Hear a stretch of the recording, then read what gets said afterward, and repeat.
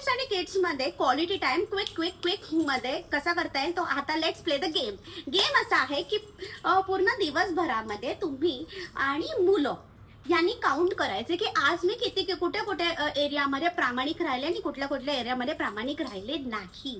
So for example की प्रामाणिकपणाचं example असंच की जे काम करते ते प्रामाणिकपणे करते, मी 100% देते.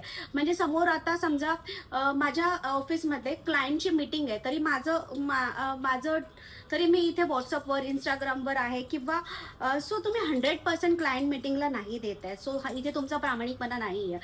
किंवा तुम्ही जेवत आहात तरी पण तुमचा फोन चालू आहे, तर तुम्ही जेवणासोबत प्रामाणिक नाही आहात.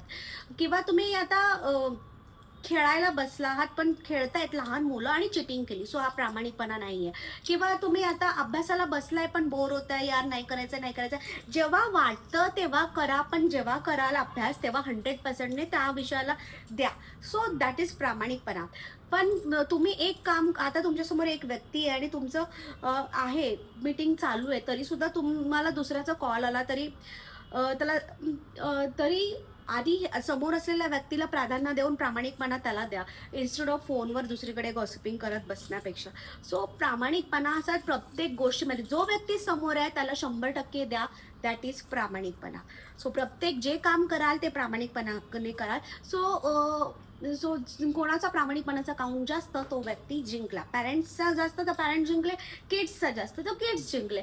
तर दिवसभरामध्ये तुम्ही काउंट करा, आज माझा प्रामाणिकपणाचा हा काउंट आहे. आणि हा गेम खेळलात तुम्ही विकेंडला संडेपर्यंत करू शकतात. मंडे टू फ्रायडे काउंट केलं आणि संडेला तुम्ही काउंट देऊ शकतात. पण हा काउंट करताना प्रामाणिक आहात की नाही हे नक्की चेक करा. No cheating. ओके.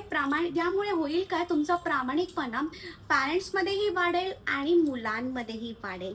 सो हा गेम नक्की खेळून बघा. वीकेंडला हा गेम काउंट बघा आणि मला नक्की सांगा कोण जिंकलं, पॅरेंट्स जिंकले की किड्स जिंकले. कमेंट करून नक्की कळवा. थँक्यू.